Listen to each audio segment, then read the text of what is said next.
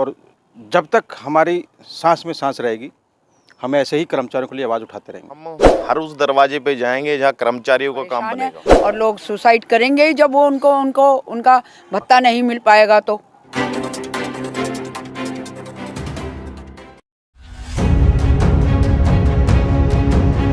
NDMC महागठबंधन के संयोजक जितेंद्र जी से मैं बात करूंगा कि ये जितनी भागदौड़ कर रहे हैं, जितना भी मतलब सोशल टीचर्स हैं या फिर और लोग हैं उनके लिए मेहनत करते हैं, सर जितनी तरह से आप मेहनत कर रहे हैं क्या लगता है कि उसका फल मिल पाता आप लोगों को? एनडीएमसी कर्मचारी महागठबंधन से मैं संयोजक हूँ और ये हमारे अध्यक्ष हैं कृष्णपाल खटाना जी।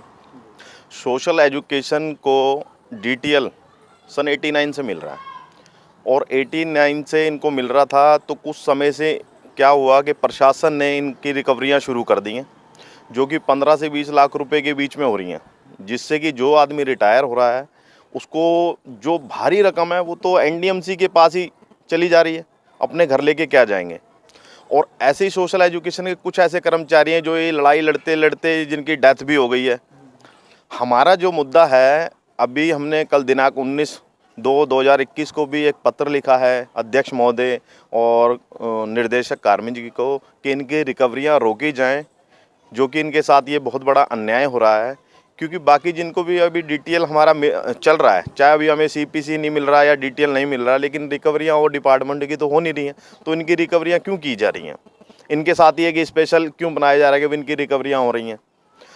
पहला मुद्दा हमारा यही है कि हमें डीटीएल जो हमारा 1972 से मिल रहा है वो हमारा कंटिन्यू चल रहा था, लेकिन 7/4/2016 से इसको जो है प्रशासन द्वारा, काउंसिल द्वारा इन्होंने बंद कर दिया, इसको रोक दिया।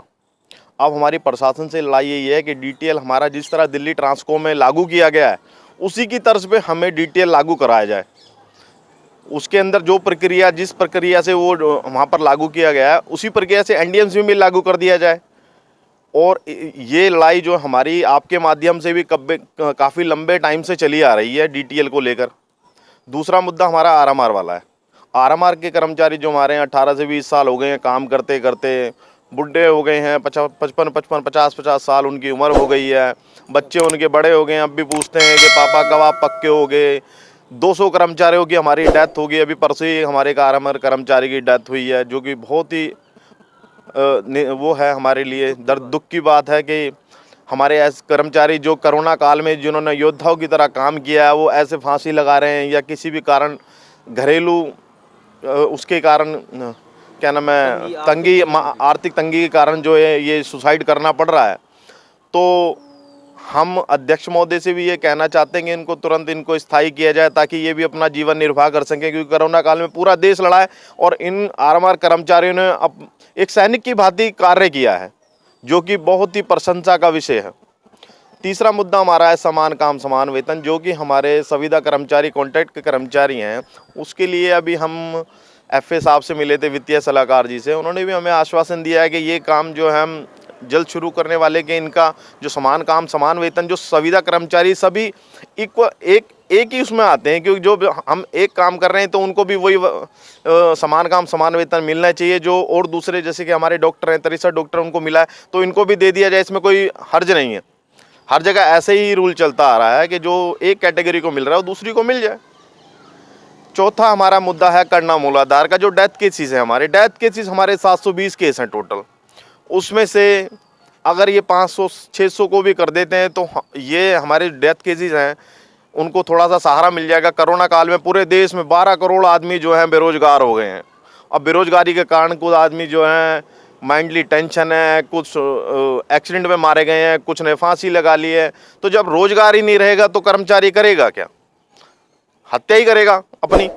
तो उसी के कारण हमने भी अध्यक्ष महोदय को भी पत्र लिखा है कि जी इनको जो अगर तुम स्थायी नहीं करना चाहते जब तक के लिए ना आराम कर दो, ताकि अपने रोजी रोटी तो कम से कम कमा सकें। अच्छा, हमारे साथ जो है अध्यक्ष जी भी हैं। अध्यक्ष जी, मैं आपसे एक सवाल ये करना चाहूँगा कि कर्मचारियों की एक मूल समस्या ये भी आ गई है कि उनकी सैलरी में से कुछ पैसा काट लिया जाता है। क्या ये कहाँ तक सही है? ये बात बिल्कुल सही है, लेकिन जो हमारी एनडीएमसी है वो बहुत ही एक बहुत ही अच्छा एमसीडी से बहुत बढ़िया डिपार्टमेंट है जिसको बोला जाता है, और निष्क्रिय बॉडी है हमारी।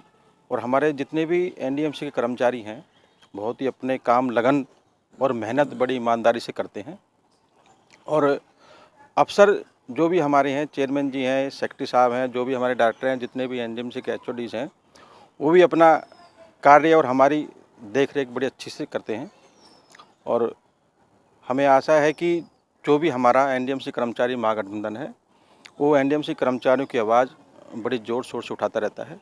और हम आपसे, आपके चैनल के माध्यम से एक ये सूचना भी देना चाहते हैं कि हम जितने भी हमारे एनडीएमसी के कर्मचारी हैं, और जब तक हमारी सांस में सांस रहेगी, हम ऐसे ही कर्मचारियों के लिए आवाज़ उठाते रहेंगे। समस्याएं आती हैं जिन्हें देख कर के लगता है कि ये बहुत गंभीर मामले हैं, लेकिन उनकी आवाज़ किसी मैटर पर या किसी मुद्दे पर नहीं उठ पाती है, तो उसे यूनियन उठाने की कोशिश करती है, जिसे आप बाखूबी निभा रहे हैं। कर्मचारियों का काम बनेगा, जिनकी भी रिकवरियाँ हो रही हैं उसके लिए महागठबंधन कर्मचारी पूरी मेहनत से काम कर रहा है और पूरी मेहनत से काम कर रहा है और इसको करवा के ही दम लेगा। और अधिकारियों से भी हम कहेंगे कि थोड़ा सा नरमी से हमारे कर्मचारियों के साथ पेश आएँ, क्योंकि कोरोना काल में क्या हुआ है कि पहले ही ये बेरोजगारी की मार झेल रहे हैं, अब इनकी सैलरियां अगर डिडक्ट हो रही हैं, 60 साल में आदमी अपने घर क्या लेके जाएगा?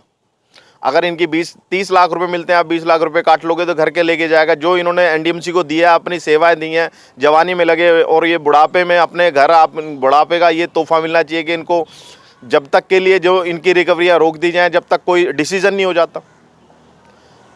तो मेरा यही कहना है कि जल्द से जल्द इनकी रिकवरियां रोकी जाएं, जिससे ये भी अपने सुचारू ढंग से अपनी स्थिति, अपने घर की स्थिति और अपने ऑफिस को संभाल सकें। ऐसे में तो ये मानसिक और उससे दोनों से ऐसे में तो कर्मचारी मानसिक और उससे परेशान, बेरोजगारी से परेशान है, और लोग सुसाइड करेंगे ही जब वो उनको उनका भत्ता नहीं मिल पाएगा। तो जिसने अपनी जवानी लगा दी और एक उम्र के पड़ाव पर आ गया, इंतज़ार था कि एक इंसेंटिव या एक मोटी रकम मिलेगी जिससे जीवन यापन आसान होगा, लेकिन उम्र के लास्ट के पड़ाव पर वो सैलरी कट हो जाती है। ये सवाल जनता के लिए छोड़े जाते हैं कि ये सही है या गलत। कैमरा पर्सन रियाज के साथ मोहम्मद साजिद, एबीसी वर्ल्ड हिंदी।